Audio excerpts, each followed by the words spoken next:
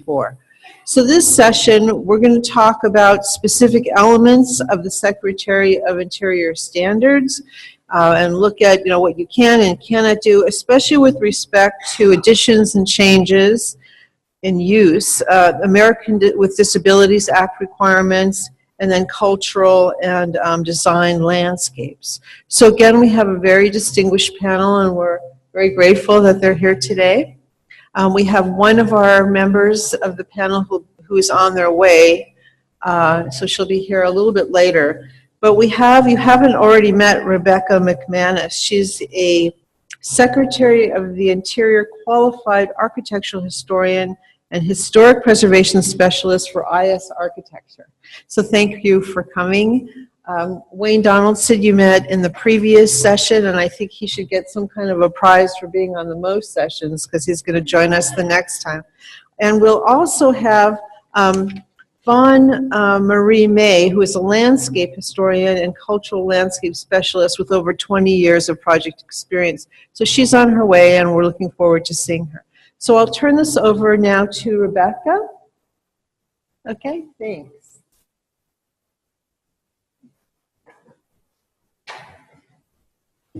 All right, good afternoon, everyone. Hello, as Juliana said, my name is Rebecca McManus. I'm a historic preservationist by trade, and I'm going to talk to you today about the meat of things, the Secretary of the Interior standards, specifically for rehabilitation. And I'll tell you what that means in a second if you're not familiar. And when we in the field talk about the standards, it can feel like we're talking about some sort of anthropomorphic being that you have to satisfy before you can get anything done. And that may be a useful metaphor, but in reality, the standards are a document. And this is its full title, which is quite long. And it is produced by the U.S. Department of the Interior and the National Park Service. It's freely available in its full form to anyone on the National Park Service website. And the most recent edition, we are happy to say, is from 2017, so it has now been updated. So what these standards do is they take all of preservation treatment activities and break it down into a spectrum of 4 treatment levels. So at one end you have preservation, which is the least intensive intervention. And at the other end, as Wayne was talking about earlier, you have reconstruction. And knowing which one of these applies to your project determines what you can or cannot do. So this little clock face is going to teach us about those 4 levels. Preservation, there on your upper left, for the purposes of preservation, time is asleep. You have put the property in stasis, but you are allowed to do cyclical maintenance activities and to make sure that the structure is structurally able to survive. Moving up the scale, we have rehabilitation, which is perhaps the most frequently used intervention level because it's the most flexible. Time is plugged into current needs, which means that you can change use. You are allowed to keep portions of the building from multiple periods of significance. And most adaptive reuse projects, as the name suggests, fall under this category. The restoration clock is looking backwards to a specific point in time. So you pick a date or a date range and you bring the property back to its appearance during that period, and you remove things from later periods. This is used frequently for house museums or things with a heavy interpretation aspect to it, and not so much usually for residential projects. And then finally, the reconstruction clock is the ghost of time past come back. It is when you have completely lost either a significant element of a property or the property itself, and you're bringing it back. And this has connected to it a very high standard, very high burden of proof for what you end up bringing back. So which of these is applicable to construction projects? Your average remodel, addition, change in use? Well, it's most likely going to be rehabilitation.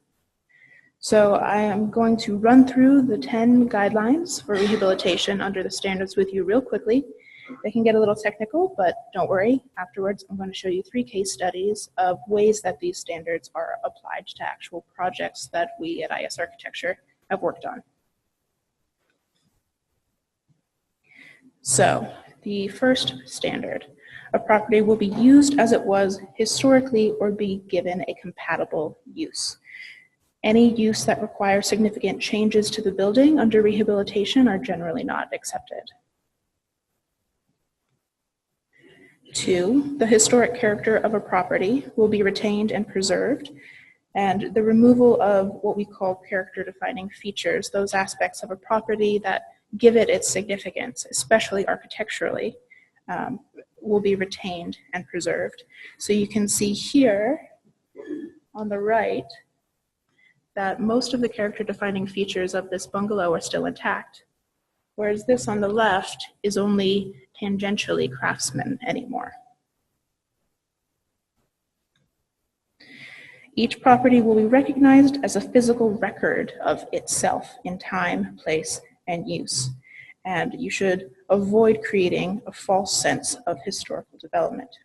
So on the left here, you see an original use of cobblestone, and on the right is an inappropriate use of cobblestone. While it's appropriate for this style, this house never did have cobblestone on it, and so it creates a false sense of historical development for that property. 4, changes to a property that have acquired historic significance in their own right will be retained and preserved. This is the guideline that allows for multiple periods of significance to stay on the house. And the example here is there is an addition on the back of this house to accommodate extra housing units that were necessary during World War II. I apologize that these next few standards aren't quite as graphical as the other ones. But number 5, distinctive materials, features, finishes, and construction techniques, or examples of craftsmanship, will be preserved. These go back to the aspects of integrity of materials, design, and workmanship. 6, repair rather than replace whenever possible. And when repair is no longer possible, replace in kind. And any replacements that you do should be substantiated by evidence. 7, chemical or physical treatments, if they're needed, such as stripping paint, will be undertaken using the gentlest means possible. So that means that hand scraping, as tedious as it may be, is preferred to power tools or anything of that nature. Sandblasting or high PSI power washing are not advised. 8, archaeological resources will be protected and preserved in place. And even in such a densely developed city as San Diego, you still need to be considerate of archaeological resources anytime that you're doing work.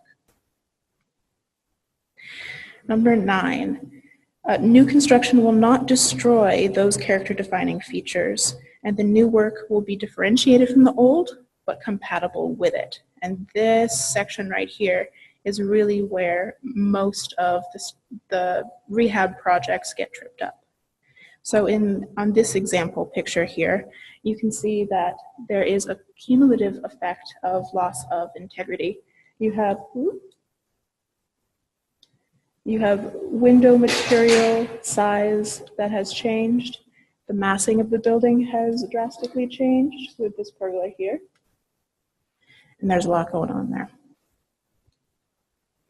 Sticking with 9 for a minute, here's another example of what the standards would not approve of. While the addition here is clearly differentiated, it does destroy much of the character-defining portions of the front of the building. Stay away from this. And finally, new additions should be removable, reversible. Essentially, if this back portion of the house, which is an addition, were to be removed, the rest of it would remain intact and it wouldn't do damage. So now that we have those under our belt and you're all pros in the standards of rehabilitation, I'm going to walk you through 3 case study examples, one on a significant property, one on a non-contributor, and then on some new infill as well. So quick recap, we should all have this by now. Contributors are those that add to the significance of the district within the period of significance, the geographical boundaries, the thematic boundaries, and still have their integrity. Anything else is a non-contributor. So this adorable Tudor revival house is actually not in a district, but is potentially historic. And the homeowners decided that they needed more space. And so they came to us saying, where can we build an addition onto this house? So as you can see, the sides of this house and the front are full of character-defining features. The half timbering, the windows, the barrel eaves. So those sides of the house are not ideal to put an addition on. The back of the house, however, had undergone a large number of changes over the years. There had been a laundry porch that was infilled, an addition done in the 1960s, and then changes to those dormer windows above to accommodate the addition. So there was far less integrity extant on the back of this building. So that is where is the best option to put the addition. And so that's where we designed it. 2-story addition, adding almost 1,200, well, more than 1,200 square feet onto the back of this house. And the architect for this project did a number of studies to see what sort of impact a 2-story addition would have on the rest of this house. And you might be forgiven to think that this back here is a completely separate structure, but that is part of the addition seen from this angle. And from this other angle, it is on the left. So there are a number of design features that we developed in consultation with historic staff to make this addition have the least impact from the street as possible. One of those things was that the addition on the back has a hipped roof, which is appropriate for the style, Tudor Revival, but kind of cinches the addition in so it's not as visible from the street. And here's a rendering for you. Here you're standing in the backyard and looking forward to the street. You can see that hip here on both sides. And there are a lot of things here that you might say, well, this looks really Tudor-y. And it does, and that's on purpose. There are a number of Tudor features here, like the half timbering, the casement windows, multi-light, the overhanging second story, the gabled and hip roof forms with shingle roof. And so it is compatible with the historic house in front of it. However, it is also differentiated. Instead of wood shingle roofs, it's asphalt. The half timbering pattern is different. The mutton and mullion patterns are different. Casement windows are used on the back in the addition, and they're double hung in the front. Let's see what else we got. So this is a very well-designed addition that looks appropriate, and if for some reason you were to end up in these clients' backyard, it wouldn't look out of place, nor would you confuse it for an original part of the house. Now, what if you are in a district and you are determined to be a non-contributor due to low integrity, but you would like to be a contributor? That is possible. This house is in the Fort Stockton Line Historic District, and it was deemed to be a non-contributor due to changes. You can sort of tell that this used to be a prairie-style house. You can see the general massing and the deep overhangs and some decorative details. But everything on the first story had been altered. So the clients came to us, said, we would, at the end of things, we would like Mills Act. What can we do to get there? So we were lucky with this property to find excellent photographic evidence of what the front of the house looked like. You can see that there is porte cochere and an open porch all the way along there, and that the entrance was actually at the other side of the elevation. So we did a combination of building archaeology, forensic work at the site, and this research into the photographs to determine what was there. And this is the end result. So we think we got pretty close. And this was again in consultation with historic staff. And this property has gone before the Historic Resources Board again and had its status changed to contributing to the district. And now they are eligible for all the same benefits and have all the same responsibilities of any property that was determined to be contributing the first time around. So what about new infill? Well, new infill can come about in a number of ways, such as, in very rare cases in San Diego, there are vacant lots that are built on. More frequently, though, there's a demolition permit that's secured and new construction is put in. So this house doesn't look particularly historic, and it's not. And you might think it sticks out like a sore thumb. But when you start to look at the character of the district around it, they're all one-story homes with front porches, garages in the back. And then you start taking a look at this home and you notice that it's one story and it has a front porch and its garage is in the back. So the application of the standards to new development within a district is not intended to make it look like a fake historic style of whatever is in the district, but it does help stop homeowners from maxing out their floor area ratios and the lot's capacity and building something that truly does stand out in the district.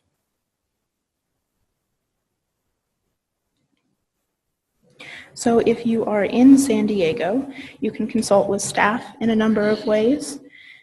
You can meet with them about your intentions to change your property for about a quick half-hour meeting. And that meeting is to talk about the project and not designation and not the Mills Act. You may submit a single discipline preliminary review to historic staff, which is essentially the written version of that consultation. And you may be directed to the Design Assistance Committee, which is a subcommittee of the Historic Resources Board, to help you design your project to the standards. Or, which we don't recommend, you can put your plans together, submit for a building permit, and see what happens.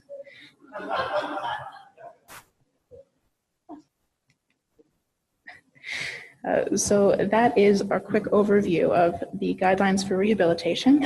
I'm going to hand it over now to Wayne Donaldson, to Vaughn Marie May, who's going to talk to you about cultural landscapes.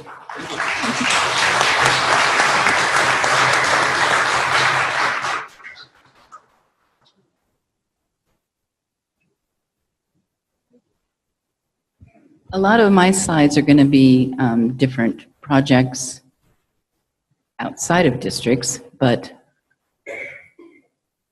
okay, now. Teach me. John. Forward, back. Forward, back.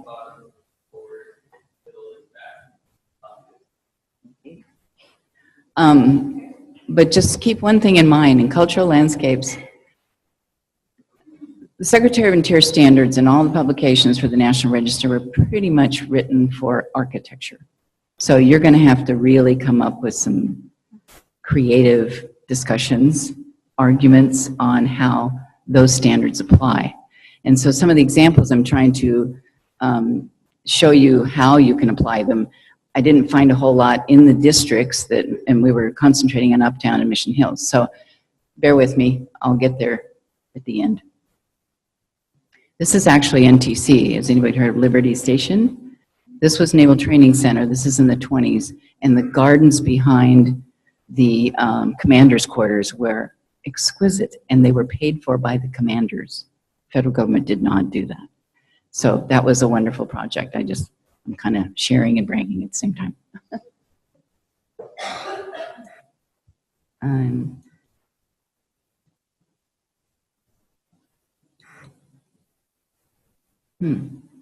What is a cultural landscape? A cultural landscape is pretty much a natural landscape that has been altered, intervened on, designed over a natural landscape. It's cultural meaning human. There are 4 types: designed, an expression of a known design movement, a recognized design movement from bird's eye, plan view, or a vernacular like a farmstead, a purely functional landscape that is moved around by the function on the ground. The ethnographic is a sacred site. A lot of American Indian sites are ethnographic landscapes. And the last is historic site, where an event happened. An example is Spanish Landing, when the first Padres came to through the bay and landed across from the airport. And generally, you'll have all this. I don't want to read. I should have a bouncing ball. These are the characteristics of a cultural landscape. And I like to say that architecture is a component of the landscape because it makes architects crazy. So, but it is. Spatial organization, land use patterns, context. I mean, how built environment is on the land and in what configuration. Historical or non-historical architecture, contributing or non-contributing. Periods of significance is huge. You really need to tie down your period of significance. And in landscapes, almost invariably, you'll have more than one. Sometimes 2, sometimes 3, sometimes more. And the landscape doesn't always parallel the architecture. You know, the architect could have done this beautiful Beaux-Arts building on a campus, and the landscape, you know, Tommy Church would come along and do a modern landscape. So you just need to know all of those. Topography is huge for me. We live in an area that we have undulating topography, canyons. We're very lucky. It's very uneven and beautiful landscape, and a lot of times you can't build in canyons, which is good.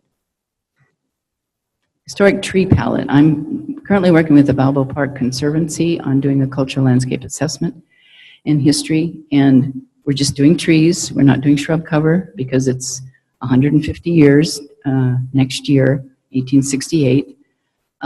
So we're not doing ground covers or anything like that, but we are doing all the elements that include a cultural landscape, that define a cultural landscape.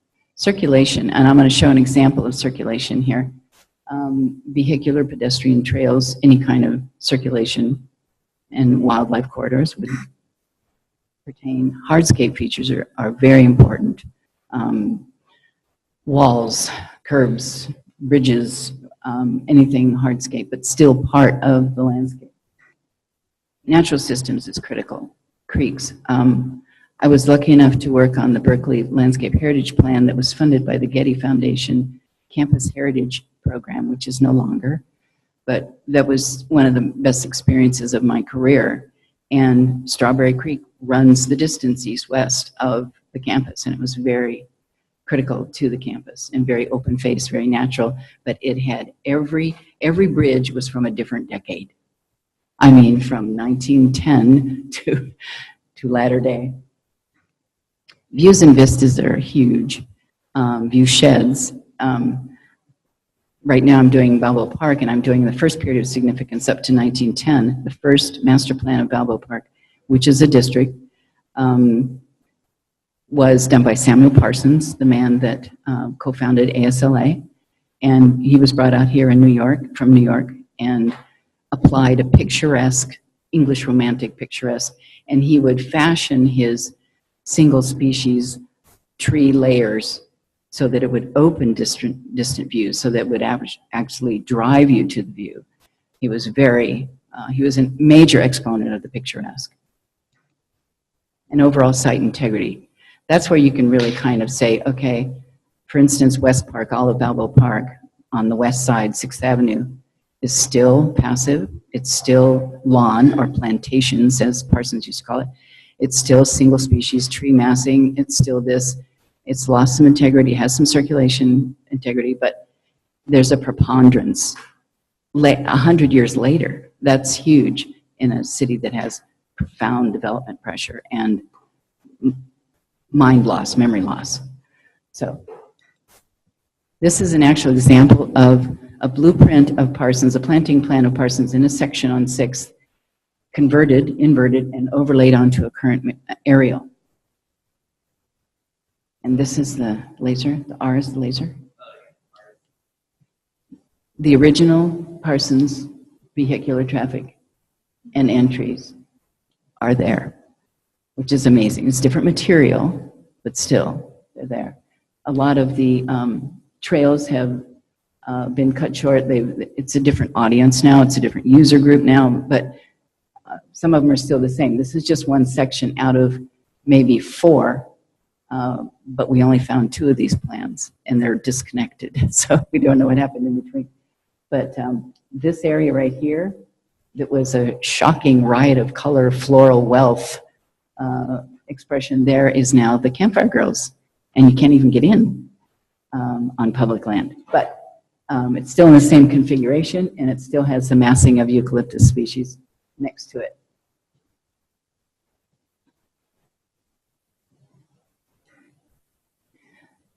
When Parsons came to San Diego, he was absolutely rhapsodic about canyons. He called them, what was the word he used? Convulsions of Earth. He was very 19th century in his writing, but he could not believe how great these were. And he came in December, so it had probably rained. Everything was green, looked good. So, oh, did I do something? Oh, oh. Well, stop it. I really should stop this.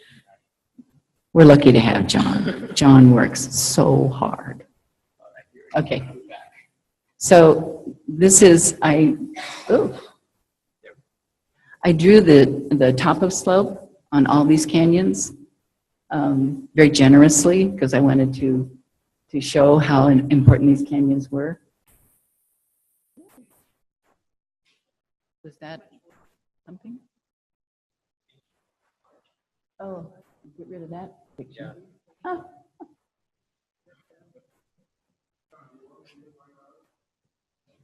If it'll help, I'm just repositioning it. I think we have 2 routers here, and neither of them are good. What service do you use? Sprint, Verizon? Yeah, the one we have there is Verizon.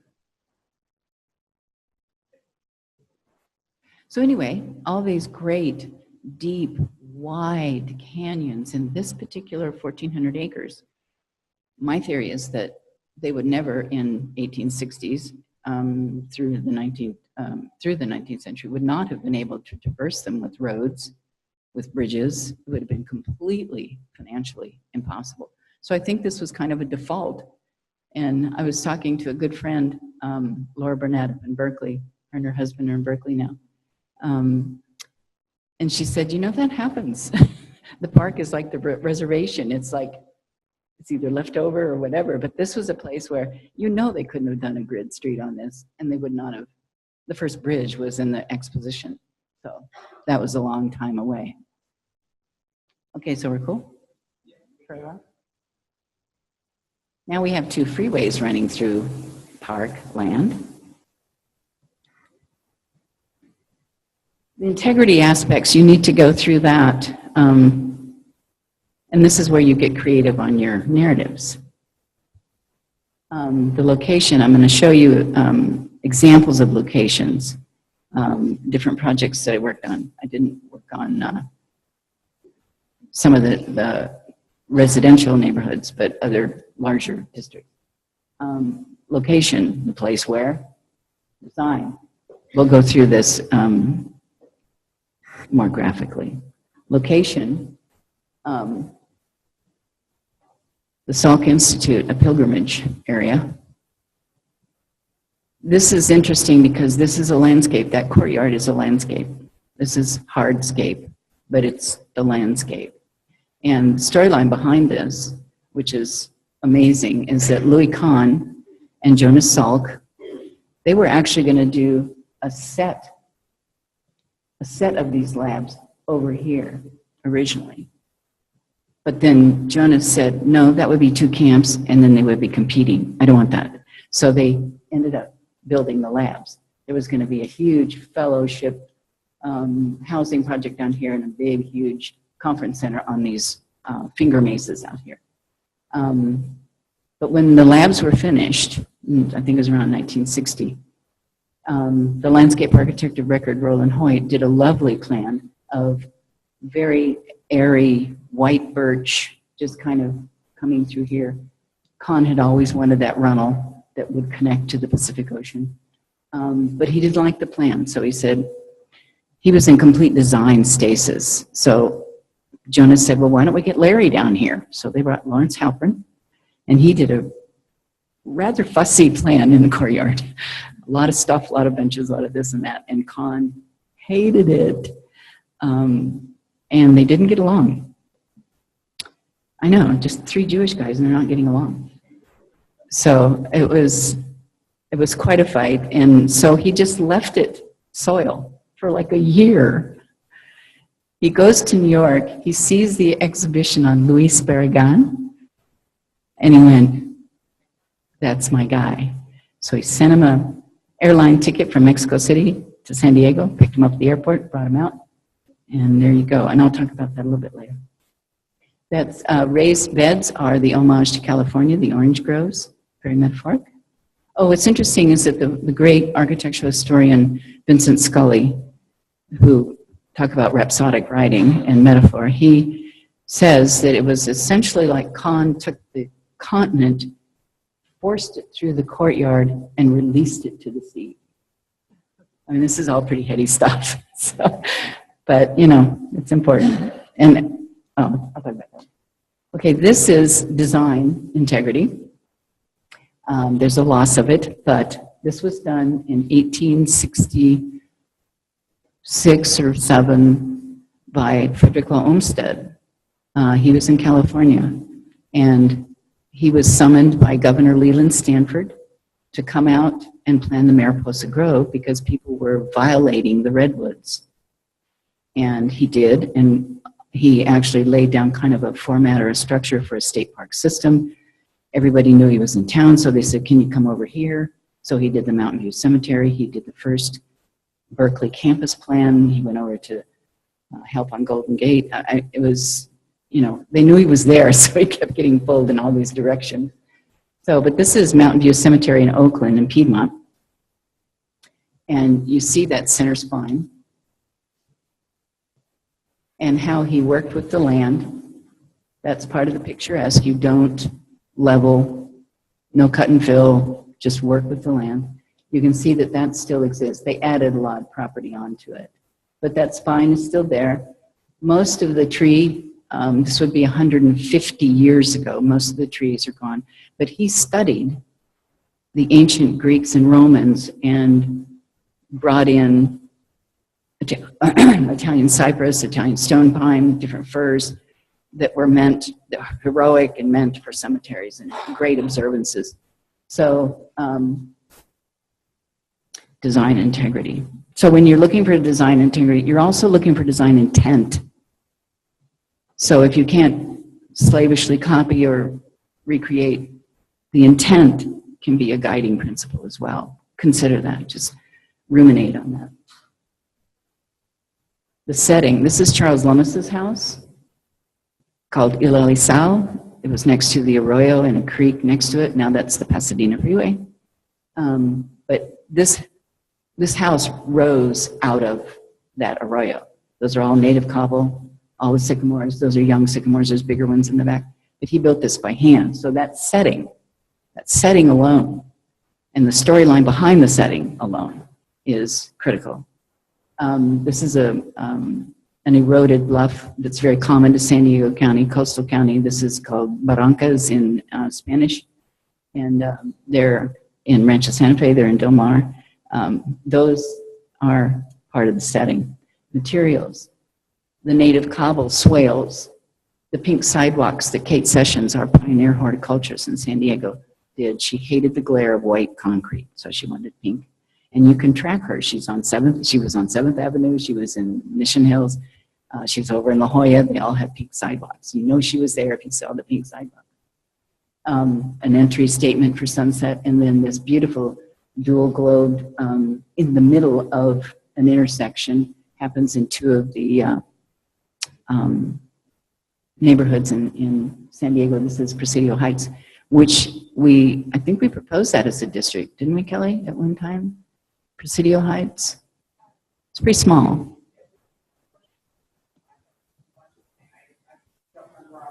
I didn't mean to put you on the spot, but these are qualifiers for a district. Something like this only happened in Presidio Heights. It didn't happen in the Mission Hills 1, Mission Hills 2, and Mission Hills 3. So keep all of this extraneous cultural landscape information, because this will build the case. These are recreations as per. This one is a pergola in Mountain View Cemetery. I guess I spend a lot of time there. Actually, Mountain View is the who's who. Julia Morgan is buried there. Bernard Maybeck is buried there. I mean, it's like the think tank of the Bay Area for the late 19th, early century. That's your pilgrimage area. And this other one is the National Park Service has been trying to put back as much Olmsted and Vox into Central Park as they possibly can. After the war, you had a skating rink, you had this and that and the other. So they're trying to bring this back. This is a beautiful new trellis, which is part of that picturesque rustic period. That's my grandson in the middle. I always try to work him into my presentations. I was also lucky enough to work on the Mills College Campus Heritage Grant funded by the Getty, which was an amazing project. First women's college on the West Coast. These eucalyptus globulas were 150 years old and 150 foot high. And they were being, the urban part of the campus was building out, and they were getting a little too close. I said, this is a critical landmark. This is a cultural landscape landmark. I said, don't put any, take all the eucalyptus out of all the 3 creeks you have. That's environmentally wrong. But this is a landmark. Your press is called Eucalyptus Press. I could find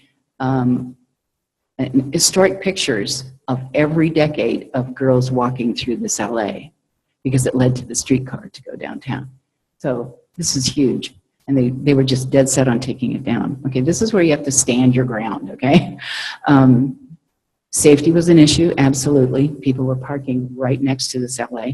And the death knell for this was that one of the branches came off and hit one of the trustees' cars.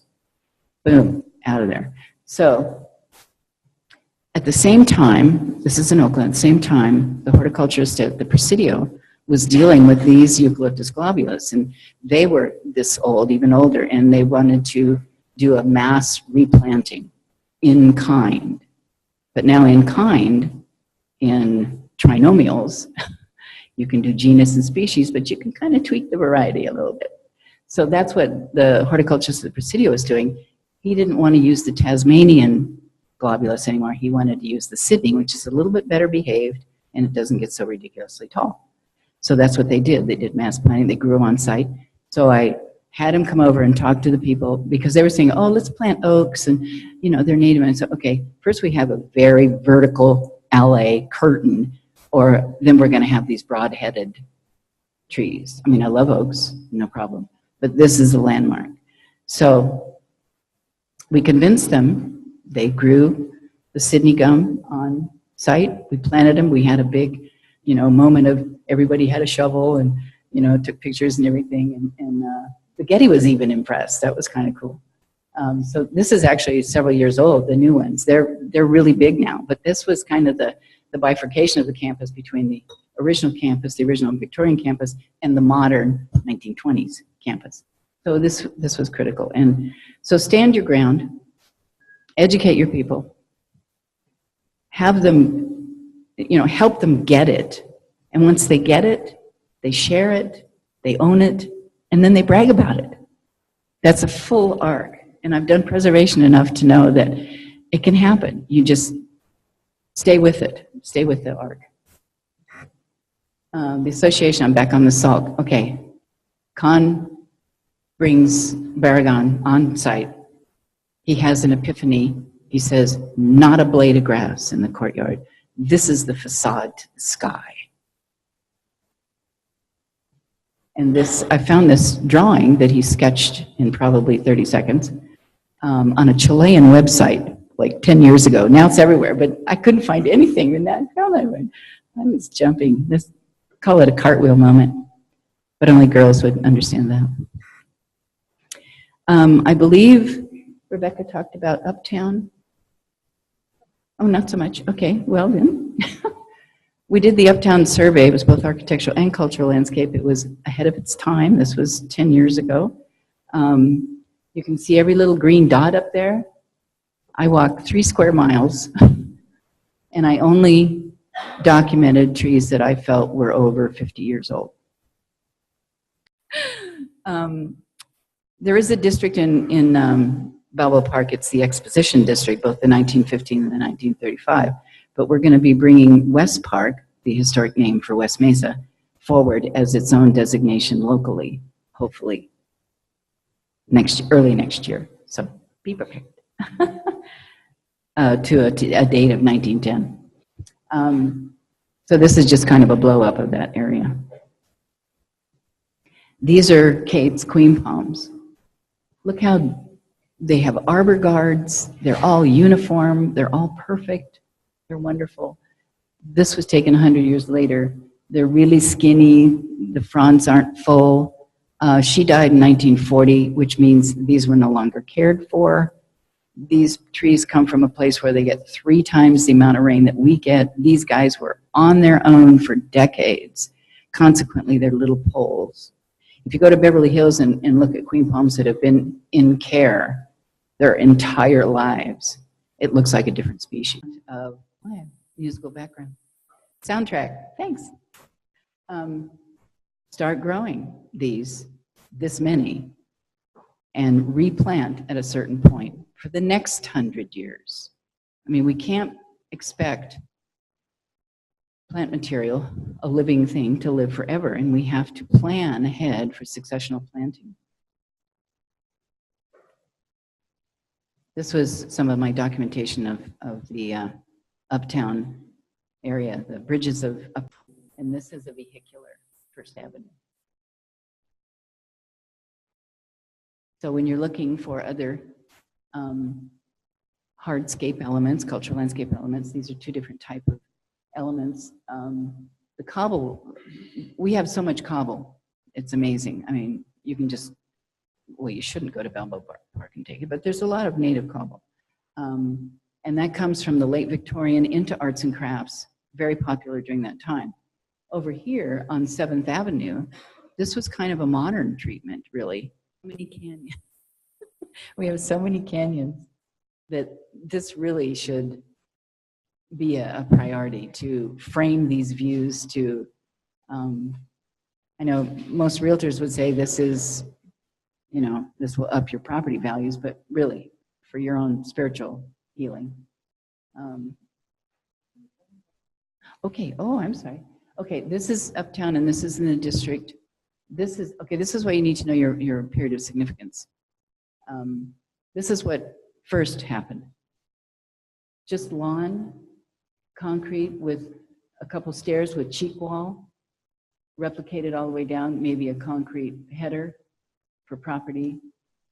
But then later, now we have kind of a cacophony of cobble. And I really think some of these are very latter day. I'm not sure. So this one's sacred. So make some accommodation here, please. Okay. And this is very important. You'll get copies of this, but use this. Cultural landscapes are not separate systems. They're integrated living dynamic constructs. And then it goes through usually pest, disease, neglect, and drought, which should be in there, is not the exception in landscape. This is what you deal with all the time. So, but it may not diminish the overall integrity if you do planting in kind.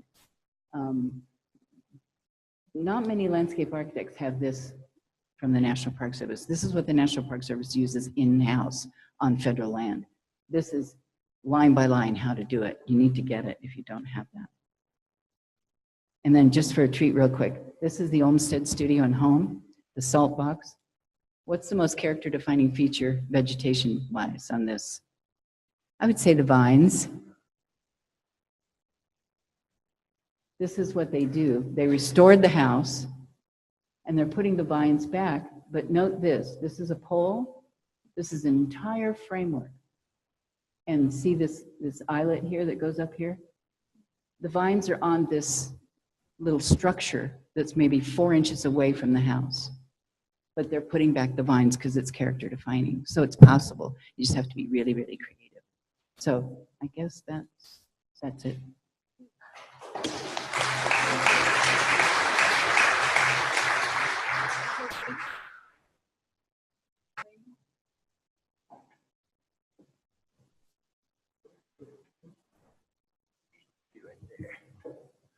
Okay, so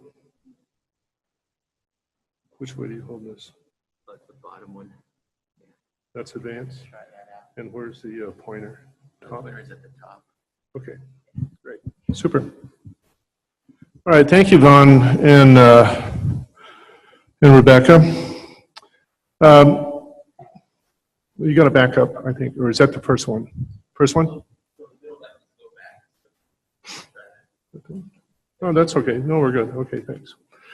All right, so in terms of the Secretary's Interior standards and stuff, when it comes to complying with the accessibility standards, there are really none. I participated in the Preservation Brief 32, in which there's over 50 now, and usually the preservation briefs are set in a numerical order based upon those particular events that are posing threats to historic buildings. So for instance, Preservation Brief number 1 is don't sandblast buildings, which was a real popular thing back in the 60s and stuff.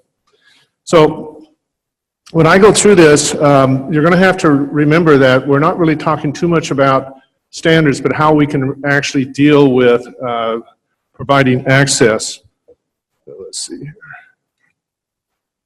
Okay, so first of all, I'd like to start off with issues of attitude, because that's really important, since the Americans with Disabilities Act that came out in the 60s was also part of a lot of the other civil rights that were going through at that time. Besides the normal civil rights actions that we're doing, we also had the LGBT civil rights movement during that time. And one person that was in Berkeley, Ed Roberts, decided to take on persons with disabilities in terms of this right. In fact, in the Smithsonian is his handmade wheelchair, along with a picture of President Kennedy getting the civilian award medal. So I think it's important, if we just go down to the bottom, is that it's a civil right that demands that we treat it with the same respect we afford the other freedoms that we protect so much. So it's really, sometimes it's difficult to understand that. It's also important to notice that persons with disabilities that are blind in some cases, also it even goes way beyond that. People that are obese, that can't get around very well, and people that are recovering alcoholics.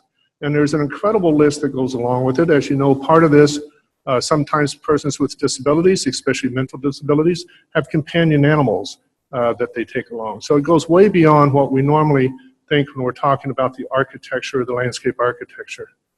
By the way, Vaughn, I think Frank Lloyd Wright said that architects cover their mistakes with ivy. Isn't that so? Yeah. So, okay. All right, so the most important thing when you're working on sites with persons with disabilities, get them to come out. Get whatever the local accessibility advocates that may be. In a lot of towns, in a lot of places, San Diego has one, for instance. This happens to be an old friend of mine that we used to go to some of the older sites, and I'd always get his opinion. In fact, when we're at Rancho Guajome once, he was going through there, and I said, is it okay under this decomposed granite that you're getting around okay? And he says, yeah, you know, except all those pebbles are coming up on my hands and I'm gonna need my gloves. So it's a different feeling, a different sensation that we may get. All right, so a lot of people think that laws that deal with accessibility and stuff are written by plan checkers and code guys and enforcements, but it's not. The State Historical Building Code, as we call it now, the California Historical Building Code, but it's still called the State Historical Building Safety Board. Notice the representations. First of all, we have 3 Department of Rehab, Office of Statewide Health and Planning Development, and Occupational Safety and Health Standards Boards sit on this. But notice some of the other ones that also sit on this. We have, oops, let me go back. That's a teaser. Notice that we also have, though, here, California Council, American Society of Landscape Architects, California Preservation Foundation, which is here. We also have Department of Transportation. We have the building contractors. We have the League of California Cities, the State of Association of Counties, because all these people buy into these codes. So the codes, you must remember, are always a balance, and it's usually at the lowest end of what people will permit. So when you go down there, that's really the lowest one. All right, so let's get on to the alligator here. So it's really a determination, it's a matter of risk.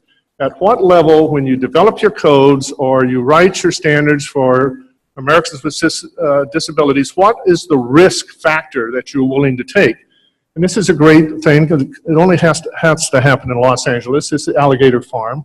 And again, what's the risk? You've got a perfectly good leather belt around the mouth there. You got good rings. You know, she's got good shoes on, so there's no risk there for riding these alligators, right? Except that the Society of the Protection of Animals may get to us.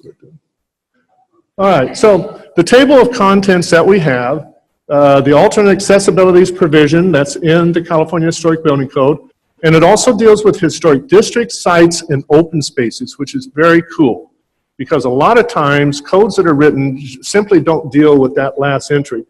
And usually, being on the board for many, many years and being chair for 10, the amount of stuff that we come in really depends on what's happening. So if you have a whole bunch of unreinforced masonry building ordinance that are just popping up in the 80s, the things we used to get was structural.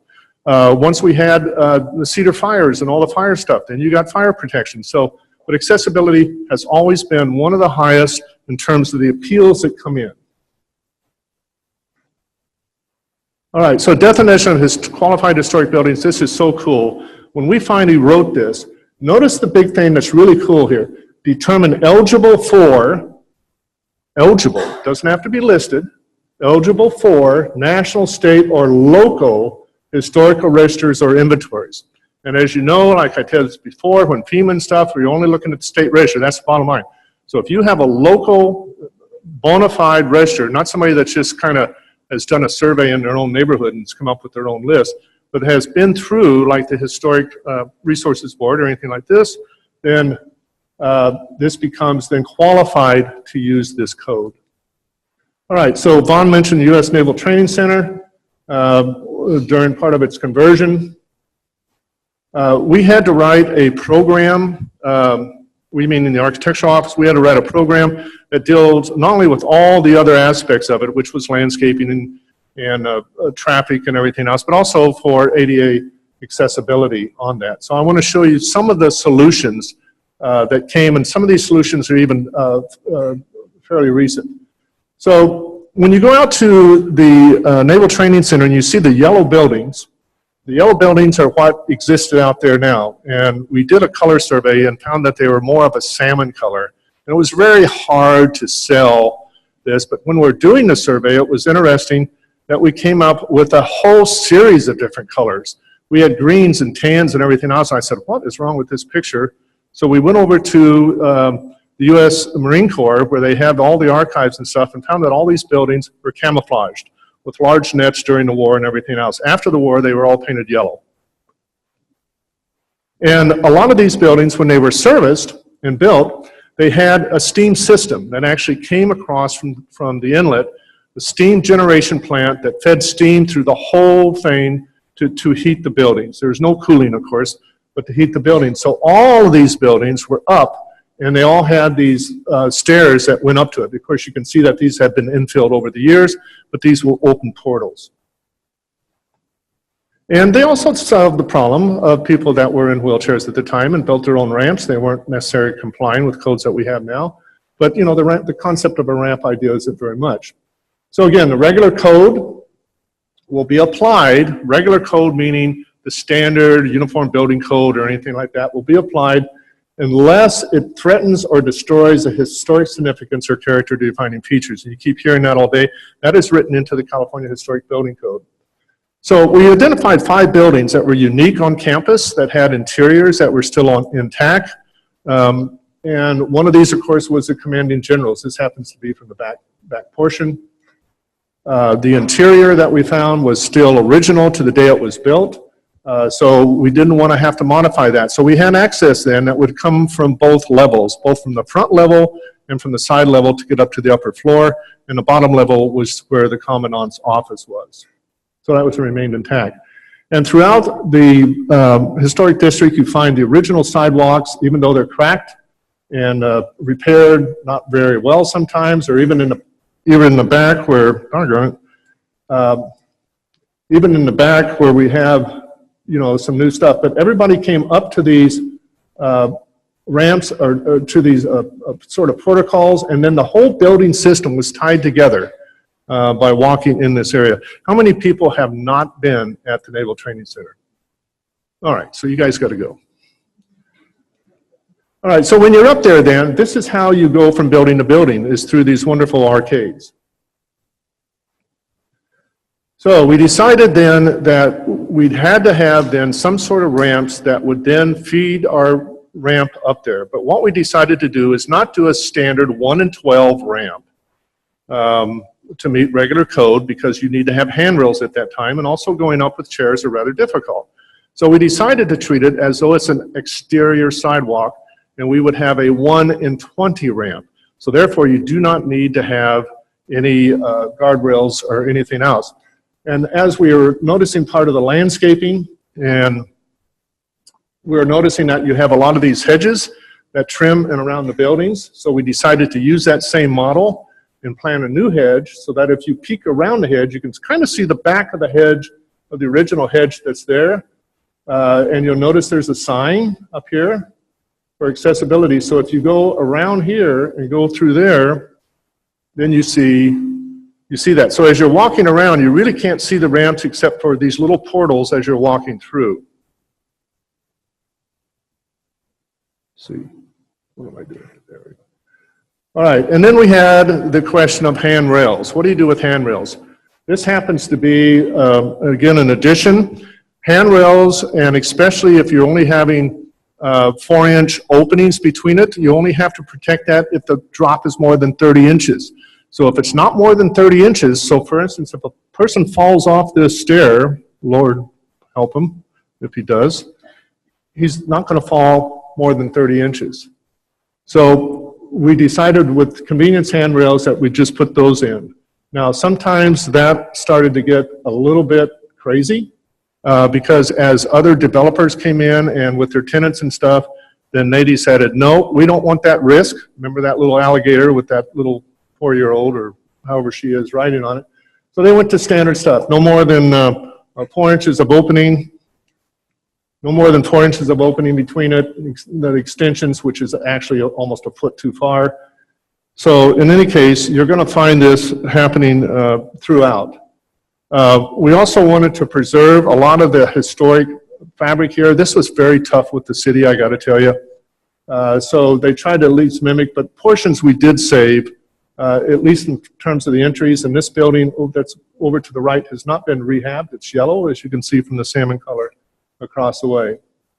One thing that the city wanted to do is that the turn radiuses, now remember, this is a military installation, so they go by their own codes. They don't have to check in with anybody. So when this was put in, the turn radiuses were very sharp. They weren't really long as you're going around a corner, and they were afraid that guys are going to hit the curbs and bounce their wheels and all that sort of stuff. So we said, no, they must be preserved. We're not going to rip them out and do large turns. So what did they do instead?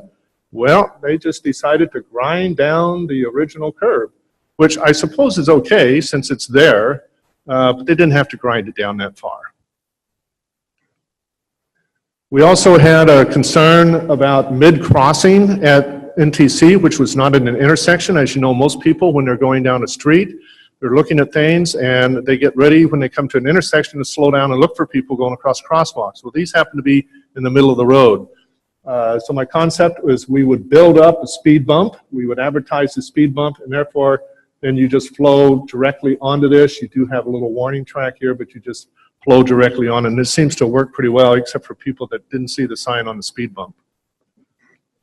Okay, then we had a gigantic argument, and I know Gil Garbini's here, and so is Vaughn and everyone else, and this was, well, what kind of landscape should we have, since most of the marching grounds are pretty much just decomposed granite, and with the exception of some of the, of the landscaping along the side, most of this was nothing. I think Gil Garbini once said, nothing here should be more than 3 inches tall or ankle height. You said something like that, I think. I can't remember exactly. So anyway, we wanted to still have people have the reminiscent of this decomposed granite and go across. The National Park Service has come up with a pretty good emulsified system with DG that allows wheels and stuff to be ran over it, and you can kind of see some of the wheels and stuff. So it didn't seem to even pose a threat to the very heavily laden, battery-operated wheelchairs. All right, one thing that's gone now that you used to find in part of the code was unreasonable hardship. This is no longer a cause that's in there. It's basically just character defining. Unreasonable hardship means you're spending so much for access that it seems unreasonable, and therefore you can claim it as an hardship if it reached a certain financial topping or a certain amount of money, you could get it. That's no longer in the code. By the way, this code had to be approved by the Department of Justice when we did this. This was the first time it was approved by the Department of Justice. We have been operating without that, and they also have a clause in the back of this in the accessibility thing saying, even though we've approved it, doesn't mean that you can win any lawsuit and that sort of stuff from it. So they have their little CYA in there. All right, and also the other provisions that was unique is that provisions of this chapter do not apply to new construction or reconstruction / replicas of historic buildings. This was a tough one. We finally gave up because it had to go to printing. We're going to bring it back again.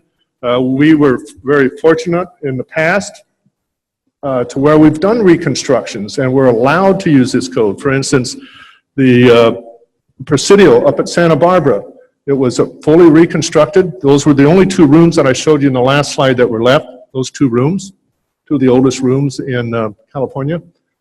So we were able to faithfully bring it back with a lot of archaeology and everything else, so that's not permitted anymore.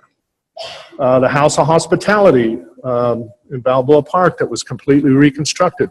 We used the California Historic Building Code all throughout in order to do a faithful reconstruction of that building. That's not allowed.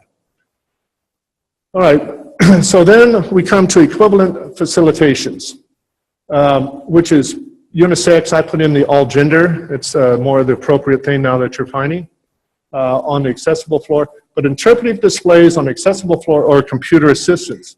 So for instance, Balboa Tower, we finally got the upper floor to be used as a viewing platform. They closed it down in the 1930s because 2 people jumped out of there, committed suicide for whatever reason, and it's been closed. So to put them up there, it's obvious that we couldn't get an elevator lift or anything else in there, so there's a computer display that gives you the same experience that's in there. We also had it so where we can now work a computer display with a person that puts on a little helmet with the camera, and they can talk to the person that's at the computer. So they can point their head and look behind it and everything else, so that a person could sit in a reproduction cab and be shaken and see the video as the giant dipper goes around, just because of the way it was. You couldn't really put a person in there that would be comfortable. Or these boats in Encinitas, they're going to be turned over by the city and as a museum. So it's been a real challenge on how we're going to do that as well, as you can see. And there's no access except up through the front. All right, so alternative, one of the things, it's always a case by case. So if you come in and you deal with those folks that have accessibility concerns, especially those particular organizations that have it, once you go through and you do this, then you have to document what you've done and maintain that document on the site as part of the public record. You also have to send one up to the Division of the State Architect so they put it on. So once you're in there at a particular site and you make determinations as a group and agreeable, you put the letter together, one stays on site and one goes up. I am, right? Okay, I'll do it real quick. So you hold a public meeting, you work, so let's say on this site where it's a kind of a flume that goes through, you deal with the person to see if this is accessible or you need to build something bigger, or you deal with a platform that never had a rail around it, so we put these pots in here and we attach them permanently so they can't be moved or anything else, so they provide the barrier so that a person can't wheel off. And then you document it in a statement like this. And we also couldn't get down to the garden, so you had entry ports where you had viewports that you would look into the garden because you could not get a chair with a big switchback and stuff on there. Okay, access entries of more than 200 feet. So this is a great example that we went through. And Gil, you worked on this, right? Okay. So this is a view from the House of Hospitality on one side, Casa Balboa on the other side, and as you're looking down through here, this was a wonderful view that you're looking at the fountains, and we wanted to make sure this view was preserved, but we still had to get a person with a wheelchair to go up there. So the concept was then, is that you then came up the side here, you did a little thing because you can only have 30 feet runs, and then you have to have a flat platform that would come back up and here, and then back up on there. So you actually had to backtrack a little bit before you go back up. And I thought it was a great solution. All right, order and priorities. This is real important I get through this because we still were able to capture the 1 in 10 ramp for no more than 5 feet or a 1 in 6 slope. Now remember, a 1 in 12 slope is minimum handicap with handrails in terms of a ramp. All right, so we're going up twice as steep when it's 1 in 6. But it can't go any more than 13 inches. And 13 inches isn't very much. So in the gas lamp corridor, we used that there. But it's only 13 inches. Now why 13 inches? And this is something you should know about writing codes, is you can always go on a site and figure out how these codes came about and what the argument was on these codes. If you go on to any of the state sites and you can go through and read the narrative and everything else. Why the 13 inches? Because there'll be one wheel, either the back wheel or the front wheels of the chair, always on a level ground. It will never be combined on a slope. And the funny thing is you're supposed to have a sign at the top and the bottom of that little slope that's only 13 inches describing that, which is kind of silly, but, and of course there's no sign there. All right, Folsom Historic District. If you've been to Folsom up north, very steep, incredibly steep on this. People used to sit out and do that, but there is no access available. So the city decided to put in then these parallel ramps that used to be for parking. This was before landscaping. They also came up with a warning sight. Warning sights do not have to be bright yellow, all right? Especially people that have bad vision. A lot of them don't even see it. It has to be contrasting color, but it's again a warning strip. So they built the ramps. This is one now that has more mature landscaping on the side. So I think it's a fairly good solution. The other guardrails that are up higher, though, after you cut the ramp in, have to have the guides. But Folsom's quite happy with it. They've got quite a lot of awards for it because it's extremely steep. You can't even hardly skateboard down it. All right, and then this is my last one, and this is my rant, okay? This is Lori, my house in Mission Hills, which we still have. We rent it out. And you'll notice the sidewalks that are there. And in the sidewalks in front of our house, in April 1913, in looking at all the land things before the 1915 Panama, California Exposition, a lot of these houses were built. J.S. Backman, who built a lot of these, he actually built 3 of these in a row. So we're one of 3, what do you call it, houses, you know, where they're looking to make money on them. Did that, yeah, exactly. So that's stamped into the concrete. All right, so a few years ago, the city decided, okay, well, we have to have accessible ramps at the corners. So what they did is they cut these gigantic corners out and put these doggone ramps and strips and everything else. And most of us went furious at that time because a lot, and you had mentioned Kate Sessions, I think, When you look at these things, in this, you had the contractor stamp his name, and then on each side, you had the street name stamped in. Isn't that great? Plus the date. So it really, because everybody that built a house had to put in their own sidewalk. So that's why everybody, so it was a wonderful record that we had. Now the white, of course, was painted on that. But all right, so then they're coming in and they're starting to bust these things and make these in. So they cut the names out.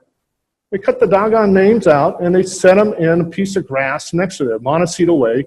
And I'm only using Montecito. This is one street in Mission Hills. So I'm on my rant now, okay?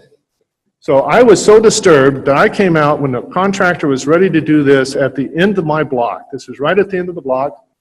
And if you'll notice one thing, it said there was no stamp here, but this says Broadway. Well, that should say Montecito. I'm saying, well, what the heck is that all about? And so when we're looking at that, I'm saying, well, that says Broadway. Contractors, like architects, can't spell very well. But there are other Broadway. There's one other Broadway stamp along this, and it's across the ravine. Well, that used to be Broadway. But when we had the 1915 Panama, California, we decided to go pretty much New York, Paris. So we had Park Avenue, we had Broadway downtown, we had Market Street, we had all the great names. So they stole the name and then renamed it Montecito Way. I think I'm done. Let's see here. Yeah, so you see these stamped around, which haven't been ripped out. And you know, all that cracking and stuff is great. It should be sensibly repaired. And you can even see the paint is worn off, but it's a wonderful, wonderful record to stay there. So now all these new ones that have been added by the city, they follow the same thing. They got to have their own little stamp. Yes. All right. Okay. Thank you. Watch your step. So what do you want to do? We're going to move right into the next session just to get things, well, what I was hoping to do is to give less than 5 minutes because I think people might want to get out sooner as well. So All right. less than 5 minutes, just quick enough to use the restroom Or if you and have grab a to drink. go, just go and come. All right. Okay.